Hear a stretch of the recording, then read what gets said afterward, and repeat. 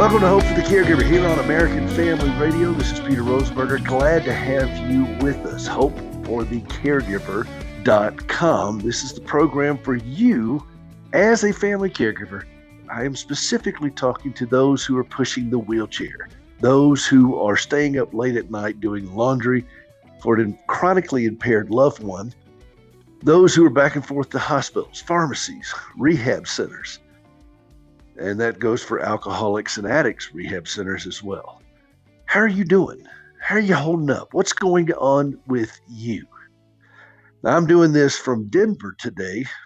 I came down here for a follow-up visit with Gracie, my wife, and meeting with her surgeons. We had one surgeon that gave her a thumbs up on the procedure that was done in December.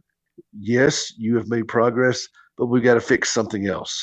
And that's part of what I wanted to talk about in my opening monologue with you all today. I had a guy one time was talking to me about his wife, and she had been sick with the flu. And he said the whole system shut down. And I said, what do you mean? He said, laundry and taking care of the kids and meals. And, my work, I had to take off time from work, and our physical relationship, the whole thing, everything just shut down. And I looked at him with, I'm being delicate. I looked at him. All right, let's just say I looked at him and I said, well, how long has she been sick?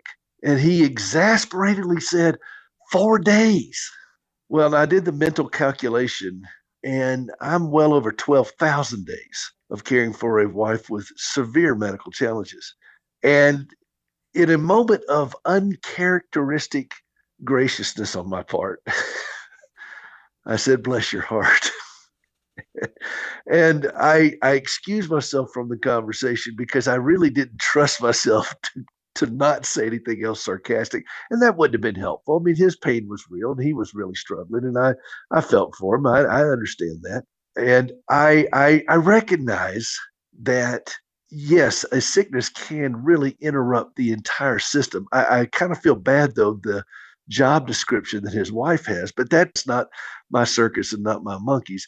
But I will acknowledge that a sickness can interrupt the entire system. And with the flu, you can usually go back to, a normal routine. But now as caregivers, you and I both know that there's no going back to a normal routine. We have to define normal in the midst of abnormal. And that's the way it is for us as caregivers. So it requires a great deal of flexibility. And you've often heard me say, blessed are the flexible, for they shall not be bent out of shape. And that's not scripture, but it's actually, it's worth remembering. And there was an episode, and Gracie laughs when I remember this, because I was actually telling her this yesterday, because we had to change plans really quickly. We came down here for Denver. I'm actually doing this opening monologue on my phone, so that's why the audio sounds a little bit different. So thank you for your indulgence. But we were going to go back yesterday to Montana, and Gracie was feeling very poorly. Snow was coming down heavily. They were canceling a bunch of flights, but I didn't get any kind of notification that ours was canceled. But she was struggling a bit, and so we ended up staying an extra day. I had to change planes. The hotel room we were in was already booked for last night, but they found another room for us, and they moved us into that was handicap accessible. So I had to move a room, change planes, make sure that things were done back home when animals were fed, all those kinds of things. And it's that episode of Friends that they were trying to get that sofa up the staircase, and Ross kept yelling out, pivot, pivot, pivot, pivot. Do you ever feel like that's our life as caregivers? Pivot, pivot, pivot. We just constantly have to pivot. And we are required to be flexible. I mean, otherwise we're going to make ourselves and others miserable. Been there, done that, got the t-shirt. And so as I was listening to this guy, I realized, how fragile his ecosystem was, that when his wife got sick for 4 days, his whole world was rocked. Well, what about your world as a caregiver? By all the pivoting that you have to do as a caregiver, how do you handle that? What do you do?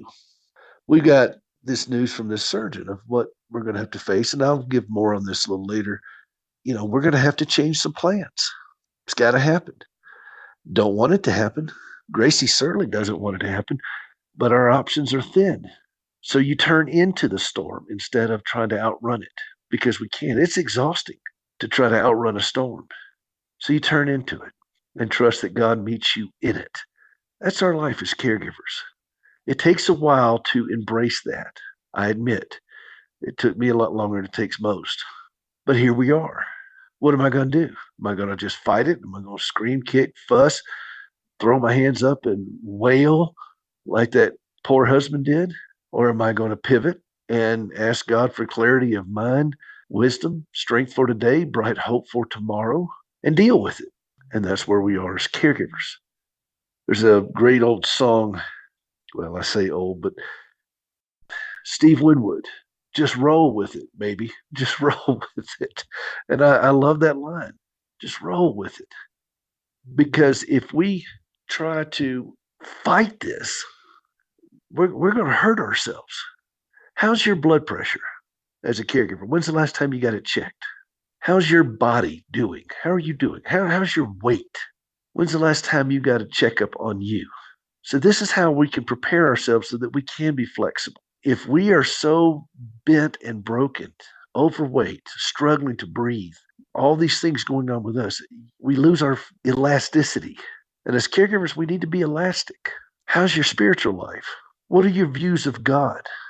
Are you so rigid in thinking that God has to do it this way, otherwise you're not going to be at peace?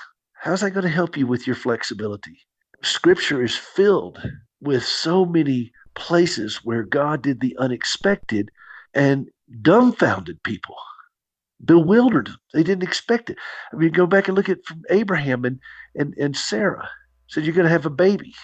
Well, Sarah kept getting older, and she said, this is not going to work. So I got an idea. I'm going to do this. And she didn't understand that God had a different plan.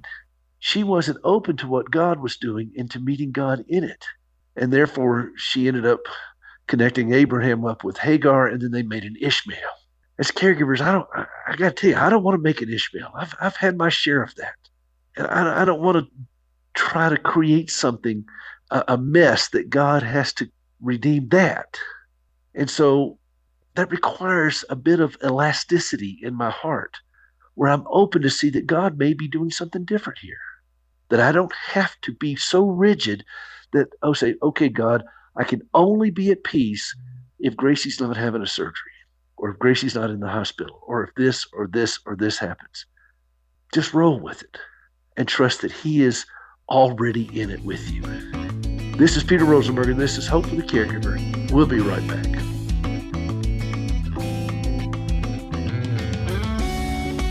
If you'll indulge me for just a moment, I have a special need that I would love your help on.